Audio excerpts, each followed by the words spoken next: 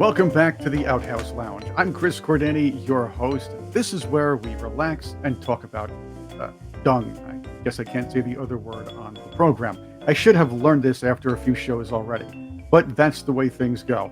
Again, as I said, Chris Cordani, your host, sporting the green leisure suit again today.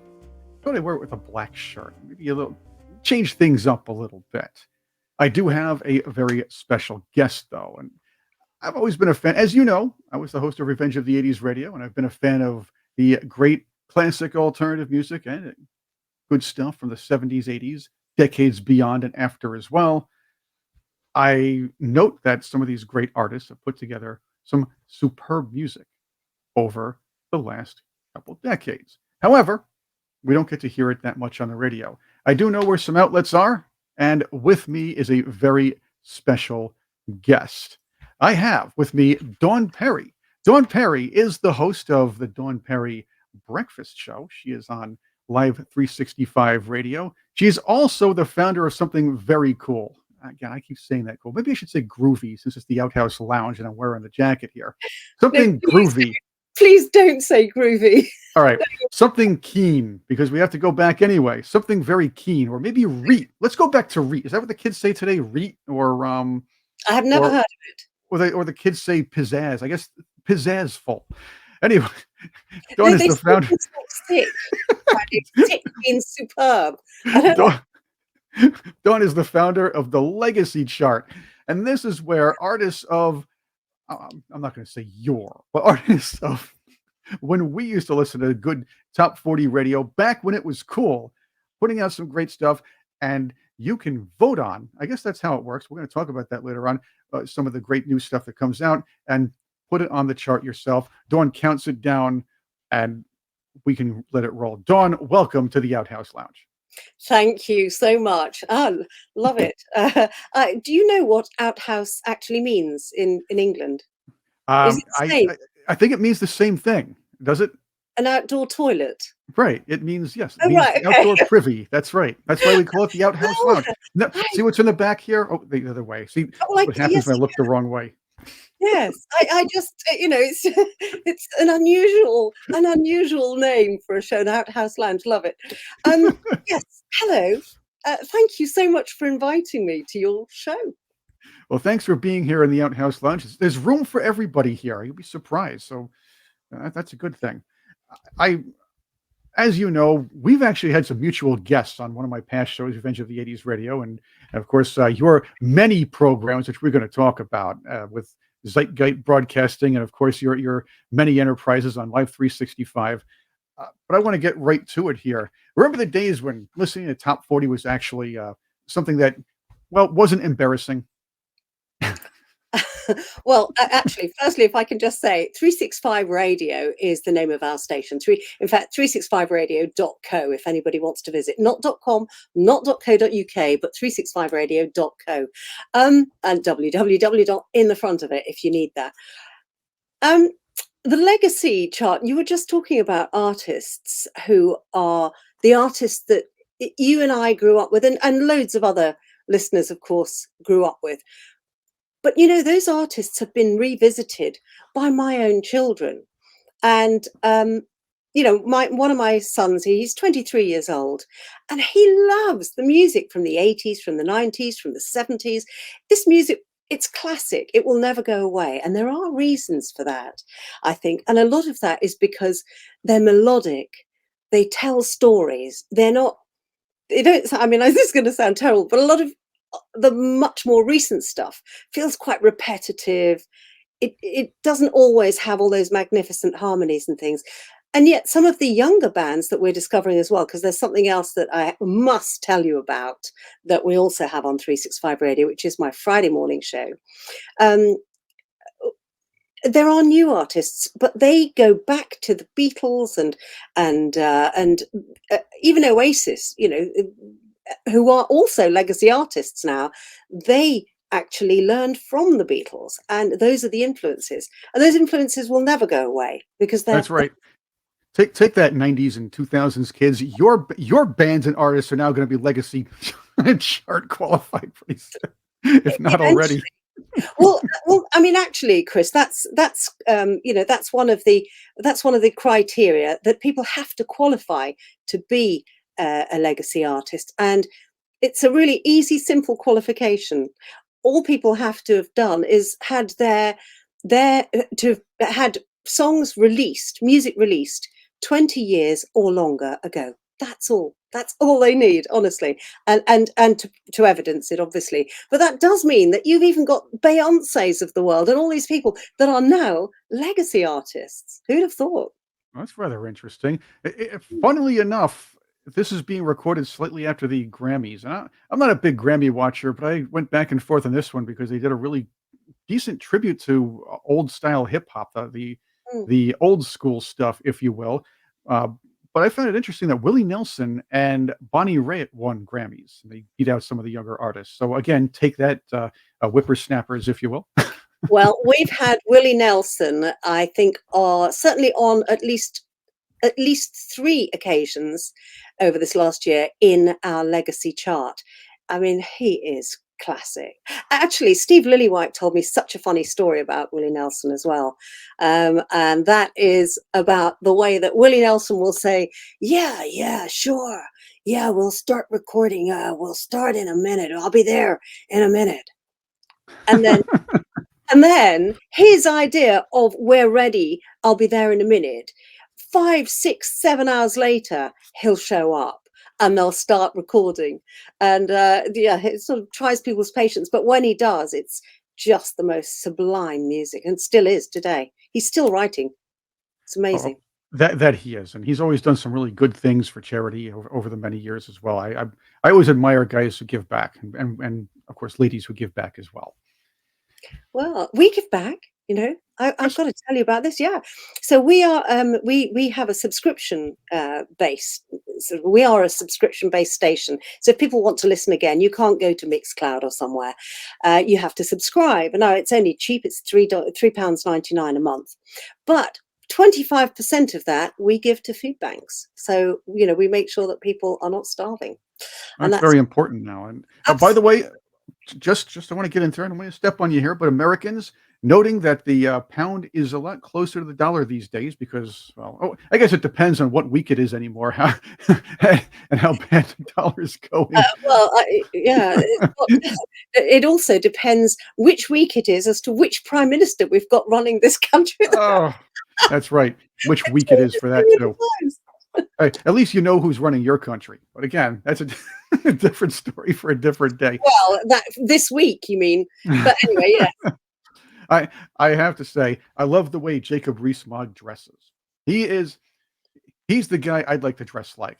Of course, you know, he might look good in a leisure suit as well. So Well, you I'll, could I'll, dress like him, as long as I you didn't, you know, as long as your politics maybe weren't like him, you'd be fine. But you could dress like him, definitely. well, we'll get to that another day. But I do want to, and I want to run into this with you because Okay. people are asking, what is this legacy chart? How does it work? I'm gonna ask that question to you.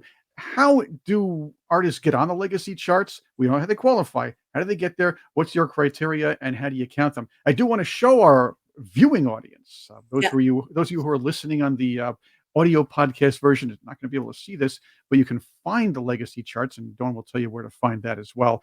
But Uh, if you're viewing the YouTube version of this particular Outhouse Lounge, you're seeing it right now. I like it. Nice setup. Quite fancy, I must say. and we can put the link up for it so that people can go and they can tune into the shows if they want to. But also, what people can do is then go and vote. If we pop the voting link up, they can go and vote for the songs they like. So you're asking the question: how do artists get into this chart, and how do they qualify to get into this chart? So there are three. Effectively, there are three stages. First one is, how do they qualify? They qualify by having released a song or having been in a band that released music and they were involved in that band at that time, um, 20 years or more ago. So it would be 2003 or earlier in this instance.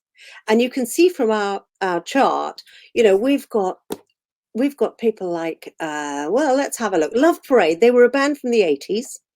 and they had released songs back in the 80s, and they recently got together last February actually, and they are definitely producing the best music that they've done in donkey's years. Iggy Pop has never gone away, but Mhm. today he honestly, his songs, this song Comments is superb. Donovan, as you know, I think Donovan was in the 60s. um That's uh, right. Down in late 60s or mid 60s, he was fantastic. And right. yes, still new stuff out there. The Sweet. I've always loved The Sweet.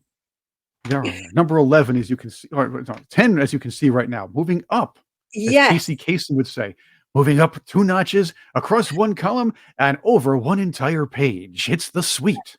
Don't yes. bring me water. Indeed, but yeah, don't bring me water. Indeed, but anyway, you can see there. We've also got. Oops, if you can move it just down a little there. Oh, yeah, Everything but down. the girl. Now everybody Oh, remembers they're number 1 here. they're number one. This is their latest new release, and it is better than anything they ever wrote back in the day. Honestly, you just have to listen to this. Phil Hendricks, for example. Phil Hendricks is an artist who qualifies for the Legacy chart because he used to play with the Stiffs and with. He was also in the what were they called? Scottish band. Oh, now you got me going. They were massive. Oh, Um, no, you got me. I'm forgetting. I Now just now I'm this is embarrassed. Our cred has just sorry. dropped about 10 notches here. No. Sorry, the Bay City Rollers. It's because I was actually looking at the Rolling Stones as well. And the Rolling Stones, you'll see, their live version of Wild Horses that they did recently, they've released as a single. And again, that's way up there for number 4 in the charts. And it's really exciting to hear all these classic artists that are mature individuals doing so well.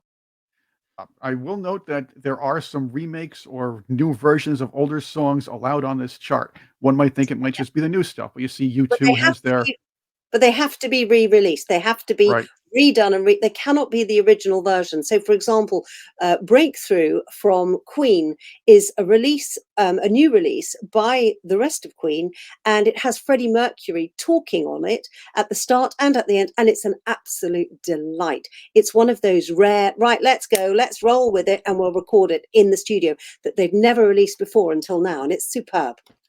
And you see one of my favorite bands, Dexys, is there with Primal Scream. I like this new album they have. The Dexys put out Tu Rye as it should have been. Yes, I indeed. I really enjoy that. It's unfortunate what happened to Kevin Rowland with the accident last year. They couldn't do the tour, but hopefully they'll be able to go out again. I know there were several people that I know of that wanted to go. But I've had plenty of I've actually interviewed many of the Dexys crew, but it's great to see them on this chart as well. Well, And yeah, and I tell you what's really, really good with this is you've got Primal Scream who have got together with Dexys and written a song called "Enough Is Enough." Have you heard this song yet? I have. That's Uh, why I had to mention it. wow, what a political smack you right between the eyes statement that is. You've got to have. Am I allowed to say balls on? You can say that.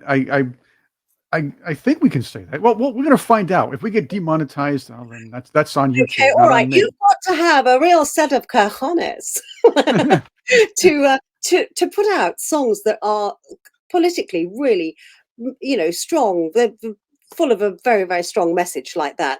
But it's time. It really is time that songs like that do go out. I like it. I agree too. And in fact, our mutual friend Jenny Bellstar has put out quite a few of those types of songs, and she's appeared in the Legacy chart. She's actually hit number 1 recently.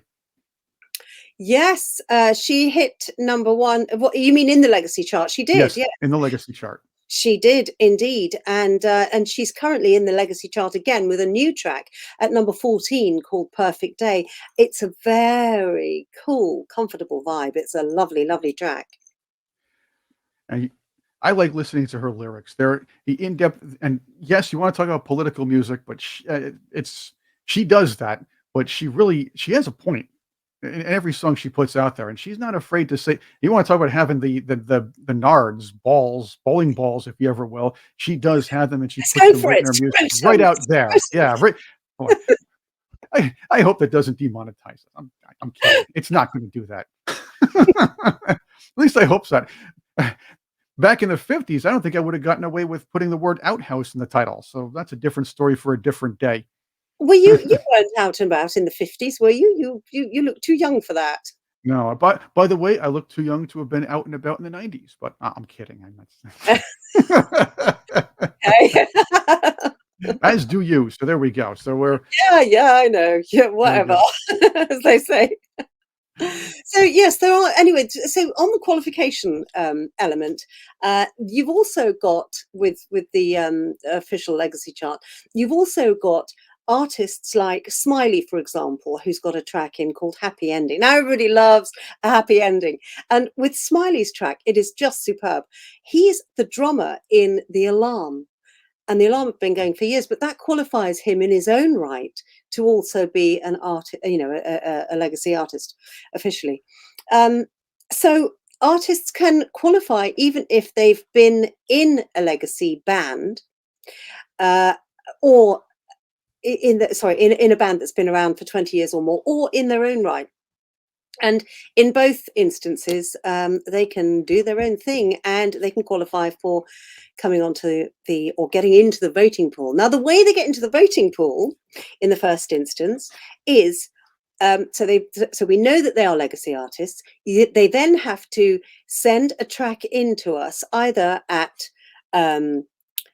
Zeitgeist Broadcasting or to jukeboxjudgment@gmail.com, which is another show that I have on a Friday morning, which is an exciting one. Anyway, they send these tracks to us.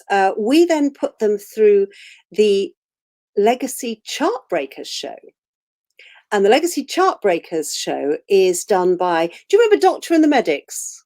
Oh, the good doctor's Spirit been in the on with me sky. before. Yes. Yeah, okay. On a Well, past show, of course. the wonderful Clive Jackson, Reverend Dr. Clive Jackson, he also works with us here on 365 Radio as a presenter. And he's got a very entertaining show, which on a Sunday, in fact, is the show before mine. And it was also on today, I think. It's Monday morning, straight after my show, where he highlights, it's like a shop window for legacy artists, because it's the Legacy Chartbreakers show. So legacy artists' latest releases, and he plays a whole pile of those, and they go into the voting pool from there. And then people have heard them once, they get to vote for them. I play them during breakfast shows, and people go and they vote. And the artists that get the most votes, so there are always 75 of those artists at any one given time, any 1 week. And as soon as they qualify to go into the voting pool, you can vote for them. And it's terrific, it works. So the ones with the most votes, of course, get to the number one spot, and so it goes on. And the show goes out 5 p.m. every Sunday. But the wonderful thing is the contacts, all these people, they love the fact that there is somewhere that has a genuine chart that works for them. And listeners love it. Well, it gets me to the next question here. I've listened to this music. I've played a lot of the new stuff with Revenge of the 80s radio. I'd like to get that back on the air again. But Yep. and that will happen for those of you who've listened to the show before. What I'm saying is these artists put out some terrific music, but it doesn't get the airplay on mainstream radio. Mainstream radio these days, or maybe in the last 30 years, has followed the charts. When back in the day, it would make the charts. It would give the radio listener, the prospective buyer, a chance to listen to the music and decide whether it should stay on the chart, move up, down, or maybe not be added to the playlist or be removed from the playlist, if you will. But these days, the charts come in and the stations follow them. Yeah. That doesn't seem to make a lot of sense, if you ask me. No, it doesn't at all. And, it's really quite upsetting that I'm going to use the BBC actually as a classic example here. Mainstream State radio.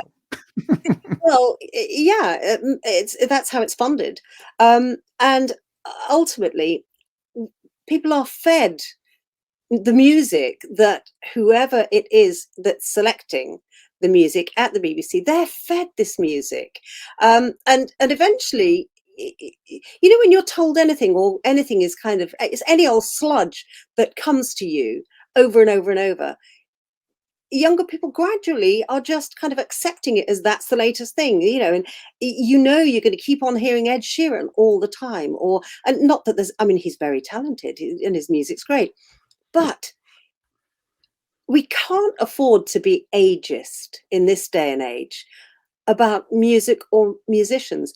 We are all living longer.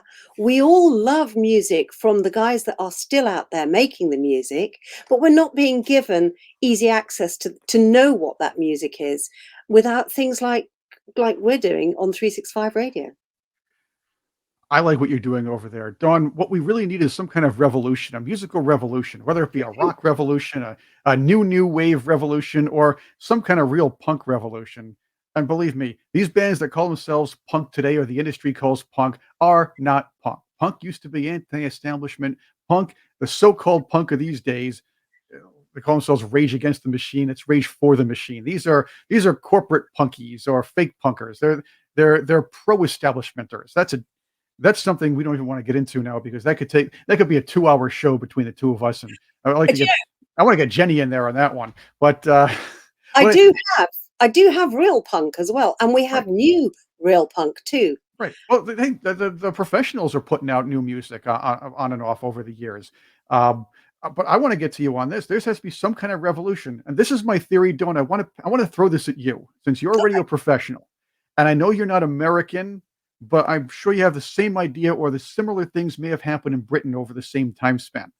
The Yeah, 1950s, there was rock kind of just took America by storm. The kids were listening to it. right. Yeah. The industry had to figure out, and the radio industry and the record industry had to figure out how to rein it in and homogenize the music, which they actually did successfully between 59 and 62. And you'll note, if anybody who researches the music will note, a lot of the music sounded the same. Uh, the really soulful music didn't really get as much of a chance up the charts. You didn't hear the rockabilly you heard in the mid '50s. You had maybe a select few artists making hits over and over, and these one hit wonders, these manufactured bands or vocal groups going in and out of there doing the same kind of music. Then the Beatles and the British Invasion come in. All of a sudden, the radio industry didn't know what to do, because the kids were screaming at all this new music. You're playing hard driving percussion music that Americans or the radio industry are like, I don't know what to do with it, because I'm afraid to play one or the other. Again, I'm going off on a tangent on this, but you know where I'm going. The Yes. Dave Clark Five, and I will have to throw in the Honeycombs, because I love the Honeycombs. Okay, and I know they had one major hit here, but you guys, Britain, had a lot of them, and that's good. Also, female drummer, first mainstream female drummer was Honey Lantry, and she was not a novelty. She could play. I heard some clips that you can find some stuff on YouTube. You can hear this woman play. Okay, she was fantastic. But why would anybody assume that just because somebody's a female that they were a novelty drummer? Why That's would? the way. This was 1967. Women weren't really allowed to rock back then. And, you didn't even see that much until the Quattro sisters put their music out, Cradle, and then of course Susie Quattro in the '70s. But that was Britain. See, that wasn't allowed here in America at one point. So we'll get there. Wow. Then music was then FM took over. FM radio takes over. They were the experimental longer songs and everything else. Album oriented rock Mhm. was the king in part of the '70s. And then pop music was such a meld of, as you said earlier today, different music. Pop stations didn't know what to do, because one song had to be rock, the next one was slow, the next one was country. They couldn't figure out how to make a real format out of it. So in the late '70s, early '80s, again, the industry reined in the music. But earlier in Britain, and maybe a little later in America, there was that new alternative music revolution, the new wave, and the synth pop was coming out there. Then, of course, some more mainstream synth pop, the hair bands, it was all different again. Yeah. And the Yeah. industry didn't know what to do with that. So then, 1987, they finally reined it in. Everything started going downhill from there. Now we hear overcompressed, millennial whoop-filled songs many of them written by the same two or three people. Yes. Yeah. Yeah. Yeah. Okay. What are your thoughts on all that? I know I threw a million things at you, and people are bored of hearing me talk about it. Um, my thoughts on it are that, well, I ought to go back a little bit to what I've done during all these years as well. So, in the early 90s, I started singer songwriter showcases in the UK, which meant that artists that, couldn't get a platform to be heard from because everything was being already homogenized, as you just said there. And this was for artists to be able to get up and just sing and play whatever they'd written and get their stuff out there. And that was very successful. In fact, the first ones were it was Roger Cook of Cook and Greenaway that introduced me to all that, and then I took it on from there and ran with it. But so many artists that didn't have a hope in hell, to be honest, of getting heard, were able to be heard. And several went on to do plenty more music, but others didn't. Anyway, um, from all of that, I kind of personally realized that there is always a constant music revolution, but we it's really hard to influence it unless you really are right in the business somewhere where you have an influence over that music. And so, I mentioned sludge earlier, but well, music, a lot of it um, has felt like sludge. Things have never changed in the way that we feel we'd like them to change. And today, for example, with the legacy chart and what we're doing in on 365 radio today, it's more about us allowing every genre to come through. Oh look, there I am. Every genre to come through rather than just a punk style genre or just whatever styles. And the thing is that the most talented people very often they well, as we said, they just don't have the outlets that are there. He was releasing songs back in the 90s, and earlier than that. He's in his 60s, as I say, and he has done these kind of unusual rap songs, but they're very humorous. They're melodic. The music production on them is superb, really, really good. And they're charting. And he's currently got one called Emotional Clickbait, which, as you can imagine, is very entertaining. It's intelligent music and intelligent lyrics, and it's charting very well. So there's opportunity there for everybody at all times. Um, Well, you can find a lot of these treasures, this great music that we're not going to be able to hear on mainstream radio on shows like yours. I I might have been the American counterpart of you. Yes, I've had the British artists on, like Kevin Rowland, J.C. Carroll with their new music, Hazel O'Connor, Rose McDowell with her newer music. They put out some great stuff over the last few years, last couple decades. yes, I On the American side, we have great storytellers like Stan Ridgway from Wall of Voodoo, Andy Preboy from Wall of Voodoo, who actually is putting out new music right now, and that music, the sales from that are going to go to the money from that's going to go to benefit a friend of his who is, I think, very sick at this point. He did actually help donate money with music to there was something, I guess it was the fires in Australia. That's what it was, the terrible right. wildfires from a couple of years ago. So a lot of these great artists will give back with some of this music. Um, but Shuri Curry has a new album that she's been putting out for, or she's been working on putting out for a little while, and we talked about that. That was in our first show. So if you want to go back to the first show after this, you can learn more about Boulevards of Slumber and Slender. Boulevards of Splendor, not Slumber. Oh boy, what am I doing here? Boulevards of Splendor. That's the name I of the don't know album. if there's a boulevard of slender and it might make me slender. I want to go there. Yeah, Slender. Boulevard of Slender. There we go. Well, that's probably some of our governing bodies, but that's a different story. Right. All right, back to real life here. These artists are not getting mainstream airplay. They're putting out music that is superb. Yes. Collaborations, Andy's music, Andy Preboy's music, a lot of that kind of he puts a lot of old vaudeville style in. His many Yeah. influences from Andy has influences from over a century ago sometimes. and adds that in with a modern synth and what he does with his voice and his studio work. You put that all together, you find music that a lot of people just I would say, and I don't want to say you need to people we should this music should be exposed to people. That's how I should put it, Yes. because it's it's a gift. The talents like these are gifts that people have, and they're either giving back or they're actually being able to use their full level of creativity without the limitations that were set when they were hit artists by the industry, by producers, and by other suits.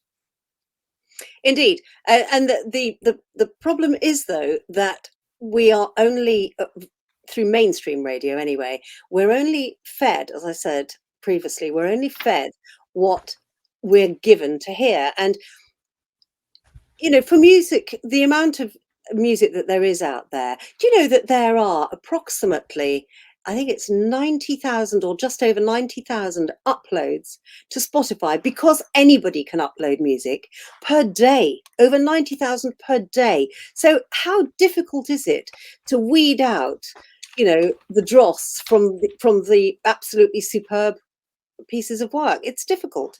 And in fact, I should tell you, so on Friday mornings, I now do the Jukebox Judgment Show, and it is 3 hours of brand new artists, brand new music, and and I invite Steve Lillywhite, Peter Walsh, who, of course, he's a fantastic, another fantastic record producer. I mean, Steve Lillywhite is like mega. In fact, he used to live in New York. And Peter Walsh is mega as well. They're both Grammy Award-winning record producers. And Stuart Epps is also on my show on Fridays. And we are effectively a team that decide yay or nay to artists' work. But some of them are legacy artists, and some of them are not. But they're people that are either coming back in or people who are new to the business. We discover them, and on top of all of that, we're actually running events across London and other cities in the UK with these live new artists that we've discovered, and we put them on shows. We actually have we had one a couple of weeks ago at the Camden Club in London, and it was packed. We've got another one this Friday at Friday, the 10th of February. And that is going in, where's that going on? It's the Dublin Castle in London. And we'll be having them in Cardiff, in Liverpool, in Bristol. And these are incredible opportunities for artists from anywhere to be able to be heard. And big industry professionals turn up there now, along with record producers, record companies, and so on. It's good. I just feel like we've really kind of turned things around so that we're getting great stuff out there. We've got the top people deciding, really what is genuinely good. We've got things like, songs by puppets called the Floppets. There's a band called called Hattie and Goggy, actually, as well as major people like the Members. I mean, you just talked about JC Carroll. JC Carroll, in fact, came and performed in my home. It was great fun. We had a Oh, wonderful fantastic. in the summer. Yeah, it was great fun. So, and he's done breakfast shows with me as well. He's done a few, actually. He's a lovely character, lovely man. Absolutely. Another thing, and crossing over to both the new artist idea that you have, the new artist show, and of course the legacy charts.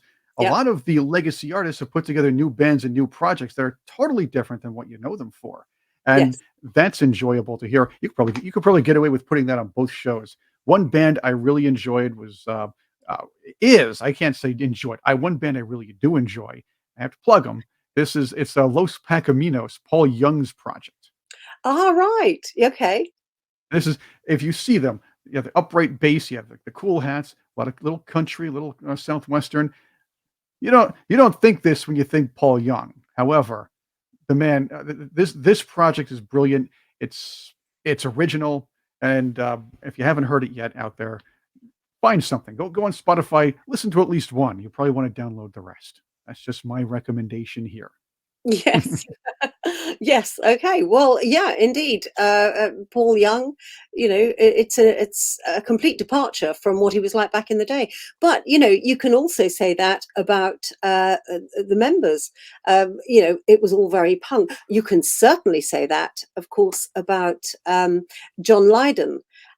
Today, he's just done a song called Hawaii, which is Yes. so far removed from punk. Very moving, of course, because his wife is suffering from Alzheimer's.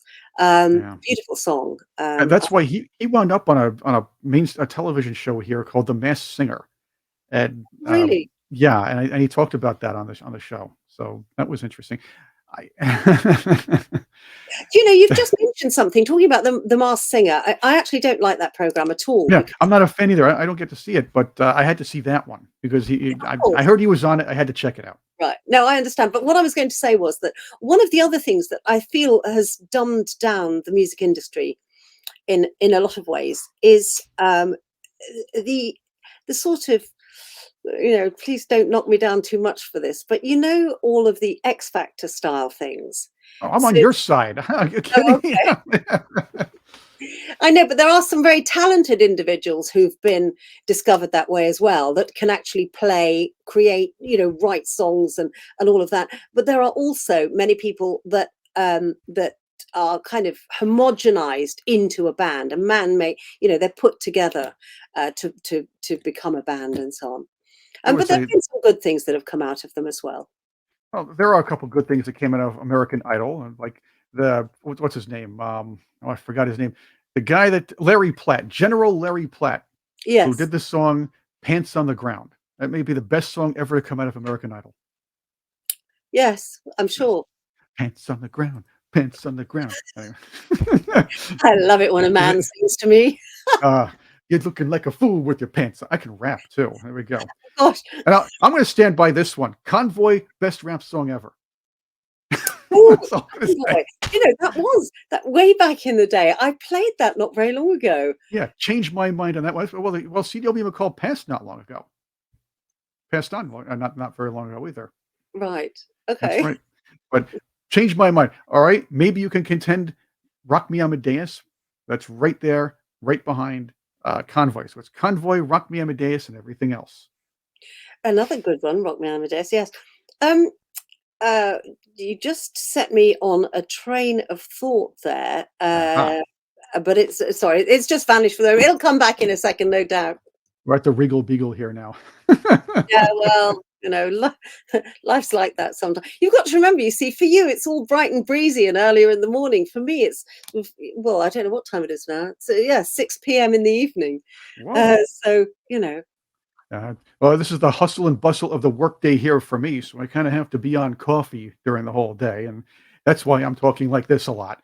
See, I should be relaxed. This is the Outhouse Lounge. you should be. Well, I'm actually, I'm always, on to the next thing, moving all the time. So don't worry about it. It's fine. And I don't even need coffee to be like that. I've got a glass of water here. Good old British water. Um, yes. So, but the train of thought that I was on, and that was, of course, artists are having to. It's really difficult for artists to earn money properly anymore, Yes, decently. Any decent amounts of money, rather than not decently. I'm sure they're all decent guys. and they Um, deserve it. yeah, well, they're not stripping or pole dancing, so they're still able to do their music, and we'll still play it out. But the thing is that what they're earning is so little, and again, although people love Spotify, oh, please, whenever you get the chance, go and see bands live, because things like Spotify, they get naught point. I don't know what it is in dollars, but it's probably not going to be much different, as you said earlier. So 0.003p per stream, 3 pence that is per Okay. stream. All right. I'm gonna give you that, Dawn, but I want to stop you here. In Okay, Britain, now I know in Central Europe this happens. I'm yeah, guessing this happens in Britain, but you can correct me. go on. Artists get paid to do the show. Am I correct? Let's say Dexys does a tour, goes back and decides to do a tour again, or Sherry Curry's doing a tour in Britain pretty soon. They're going to Yes, get paid for that work.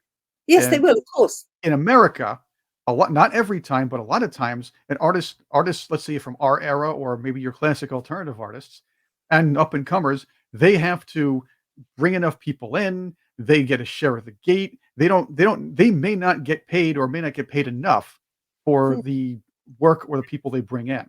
And that's an issue here in America. That's why a lot of great British artists, like I asked this straight to Blaine L. Reininger of Tuxedo when I asked him, he said, because they pay me here in America, you have to go through the whole thing and you don't get paid directly. You have to wait till you see what comes in. And that's not easy for an artist if you have to make all those travel arrangements from overseas. No, no, that's definitely the case. I also book bands for events here in the UK and have booked from overseas. And there are different, it's quite complicated actually because there are different taxation systems. But as a booker, we have to pay in advance. So I can only say that it must be the agents or the management that's holding on to things. I don't know, because we cover everything in advance of their shows for them, and certainly if they come from another country, then all the flights, everything has to be dealt with in advance. So so events that I broker for and book bands for always have to pay in advance, and you've always got quite large deposits to pay as well. You know who's fun to watch, and he likes to do smaller venues sometimes. He does bigger ones, but smaller ones in America, mid-year. I like it because he'll change where he goes. He'll go to the big cities because that's where the money is. But he said he likes to drive around. He drives himself. So he likes to just drive around the back roads, or the back Yes. highways and things like that, that instead of flying or busing, so we can see the country and see what's going on. So he'll play small venues like the Lyceum in Sugarloaf, which Yeah. he did pretty well there, or Bearsville Theater in Woodstock, which is not far from where I am. And believe me, he'll fill the places up, but they're smaller places, but they're different locations where he can kind of explore Mm. and enjoy what he's doing while the tour is going on. So maybe that's a nice approach to take when it comes to things like Well, this. I mean, he's a lovely, lovely man actually, and one of the artists that is very fair about the amount that he charges for his shows in festivals and things. Some are over the top, extremely over the top with their costs, but but it's how it is. And if you want to see them, I suppose they can command the audiences, so that's how they're able to put their prices up that way. But mid-year, it's wonderful that he does go and do small venues, and he's a very, very talented musician. Very. Works for me. You've interviewed many people and worked with them. Uh, Again, some of our favorite legacy artists over the years. I need to ask you, what are a couple of your favorite stories, or maybe something that kind of was funny, a funny experience you had with them that our listeners, viewers, if you will, won't know or might be surprised to hear as well? Well, there was one Christmas when I was. This is how I met Steve Lillywhite. There was one Christmas when I was doing an interview with David Philp from the Automatics, and David Philp had moved. Well, he's been living in Beverly Hills for years and years now, and he was the punk rocker, a real proper punk rock from back in the day in London. And I didn't know that he and Steve Lillywhite had shared a flat in London years earlier. And anyway, I was on a call to David Philp, and we were chatting away, and it was recorded, obviously, it's for the show. It was a Christmas special, and I was going through the life of David Philp, and we were going through tracks that he loved, and all of a sudden the call was completely hijacked by this really bubbly and fun guy, and we just clicked like that straight away. And David, whom the show is all about, kind of got sidelined for that period of time, but it was hijacked by David's guest who was staying for a few days, who'd come over from Bali, and of course that was Steve Lillywhite. And we ended up, it kind of became the Steve Lillywhite show for a short while, and then eventually Steve had to leave to go on an appointment somewhere, and by which time I got David back on doing what he needed to do and what he was meant to do in the first place. But it was quite funny. Have you ever had a show gate crashed? He completely. I mean, I don't think a lot of my shows are a lot of my shows are usually remote because most of the people I interview are overseas at the same time or somewhere else. But I know I haven't had that happen. It's But probably going to happen sooner or later, though. therein, though, lies the beauty of internet. Years ago, you would never be able to do this. You wouldn't be able to have, in my case, the breakfast shows at weekends. One of us is in Bali, the other of us is in just outside Bristol in the UK. How brilliant is that? And over the Christmas period, I had parties online, on air, effectively, where I had Jenny Bell star in. I had lovely, lovely Lee John, and who else popped in? Oh, the Sign. They're in Tasmania. So you've got people from all over the world coming into a show. Kimberly Rue, of course, wrote Walking on Sunshine and Love Shine a Light and so on. Kimberly Rue and his lovely wife Lee Berry, they were on there as well. Kimberly suddenly had, I didn't know what was going on. He had a sneezing attack during the Oh show, boy. which played mayhem with the sound system. It was really quite funny. All I could hear was and those blowing. Live. Yes, live on 365. That sort of thing. But these are the things that are great about live radio, aren't they? That somebody, that somebody can gate crash my show, and therein we end up forging a great friendship and go on to do loads of shows. I mean, I had my start in local radio, of course, and one of the first things I did was try to uh, put some remotes together. There were days, though. These were the days. These were the days when remotes had to require phone lines and everything else. You had to put the mic, all the big setup and everything.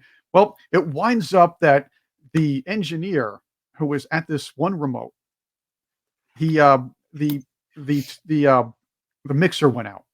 yeah, So we couldn't do the actual remote over the computer and everything else and over the phone line. We had to use a real phone at that time and do the remote over the phone.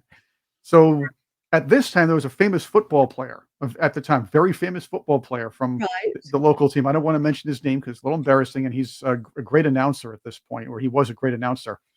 okay, Afterwards, he was. They were talking about something, and the host is trying to do.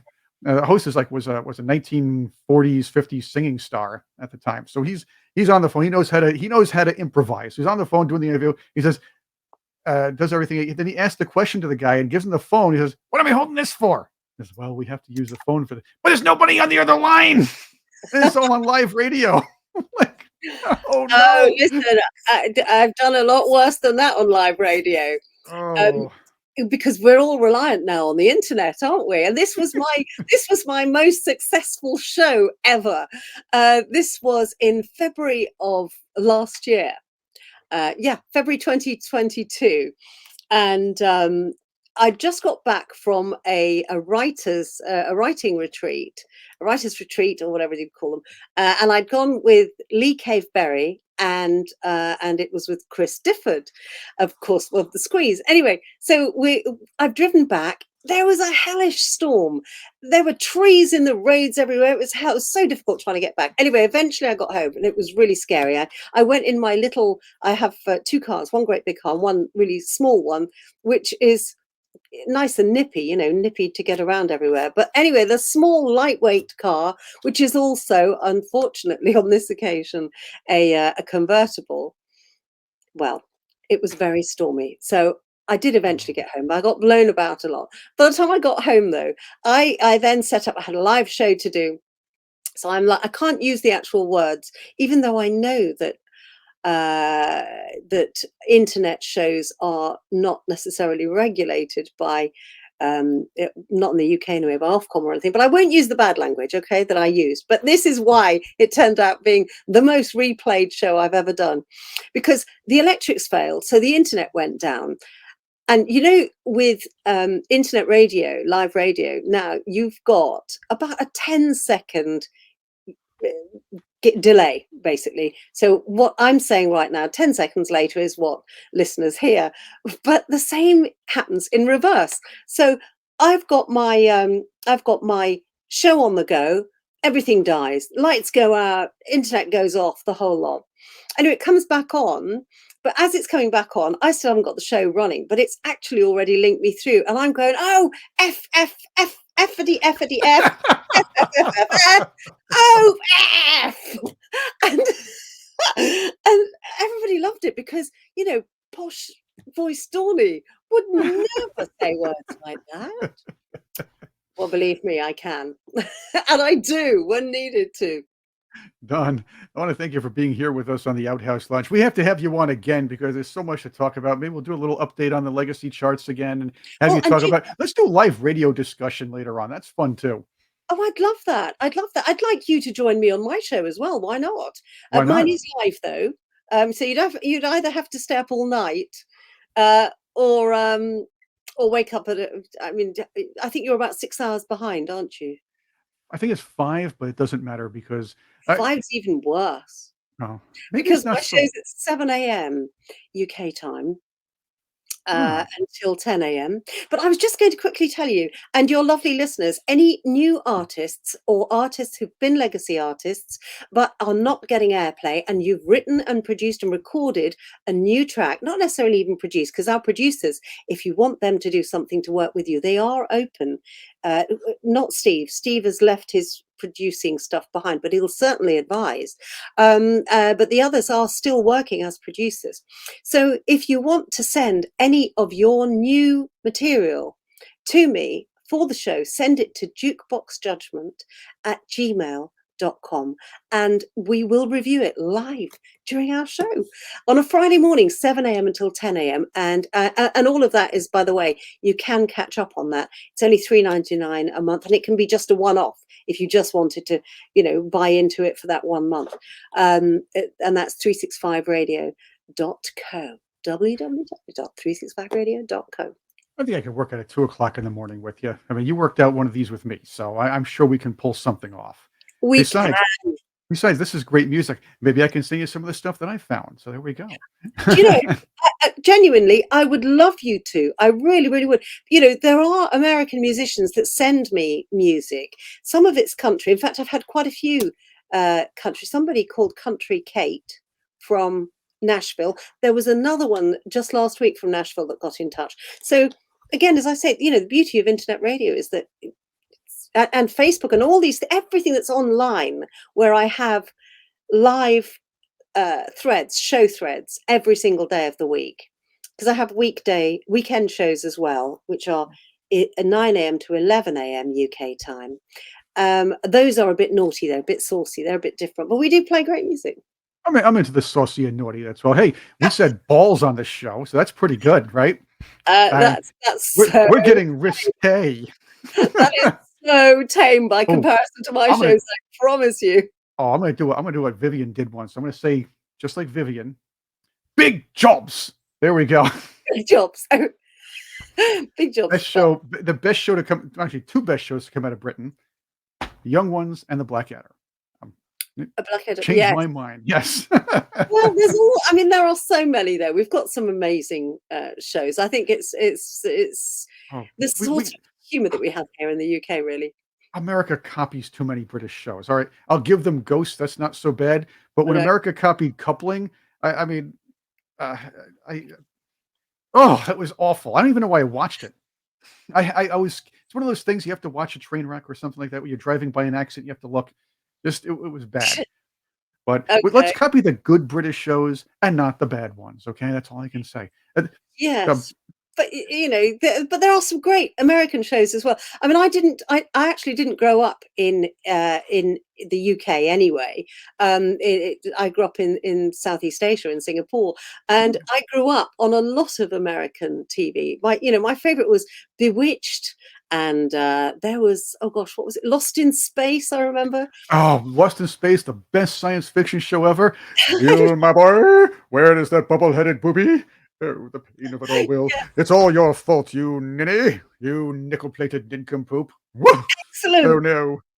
Whoa. Wow. Excellent. What an impersonation. That's wonderful. No, but so I grew up on all that sort of stuff and I loved it. But, it's so I got over here. But, I do remember something very funny, though, where the Britain had sent over to Singapore Coronation Street, which is a soap over here that's gone on for years. The one that I've got to be honest, I've never got into, but of course it failed miserably in Singapore because nobody could relate to Right. any of it, because life is so very, very different there. That's true. But everybody can relate to the young ones. Yeah, Okay, that's very maybe. true. That's very true. They can. Yeah. And there's also Father Ted. I've learned of Father Ted recently. I never got a chance to watch it earlier, I'm very privileged to have seen it in recent years. So I'm I happy with love that. Father Ted.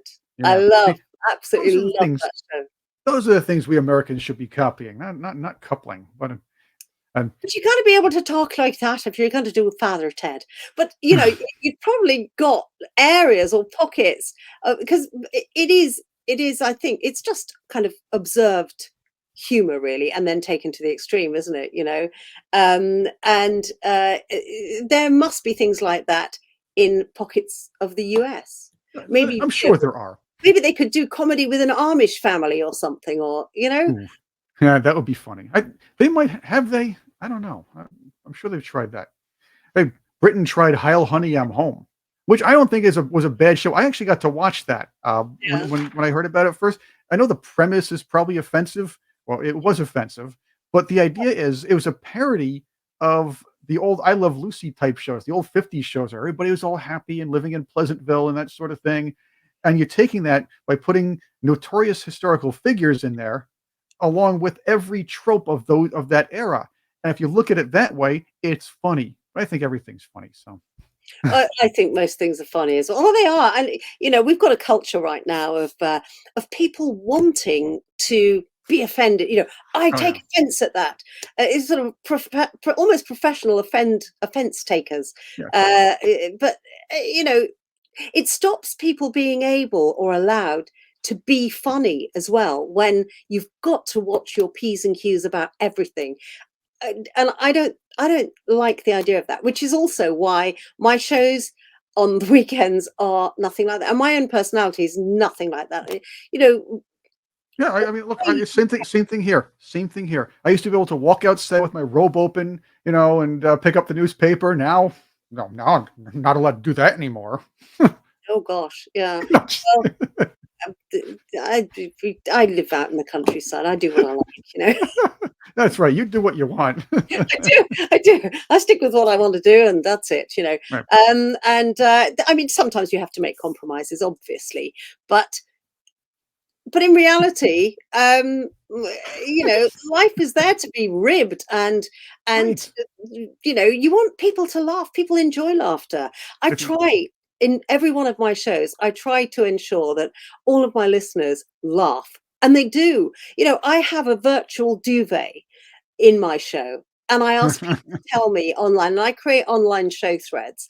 And I ask people to let me know via Messenger or Twitter or Instagram or whatever, just to let me know what color duvet they're under today in my big duvet. What's their square patch?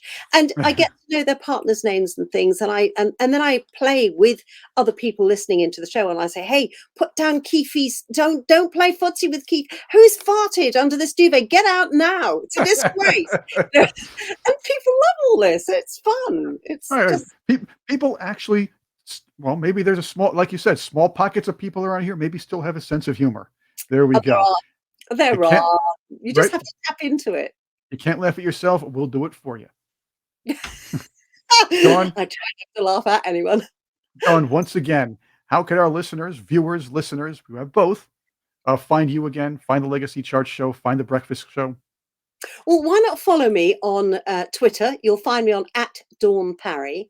You'll find me as just Dawn Parry, capital D, capital P, two separate names on Facebook.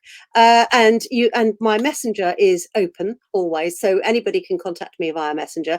Instagram, I'm at Parry _ Dawn, all lowercase.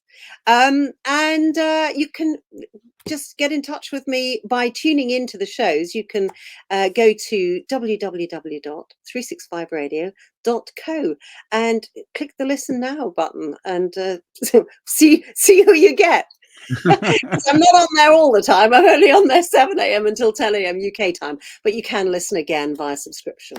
And that's on something called 365 Sounds, which is on the menu bar. So that's 365radio.co. Well, Dawn, we're going to have you on again to come back to the Outhouse Lounge and talk about stuff. Again, maybe that word I can't see on YouTube, but we know what we're talking about.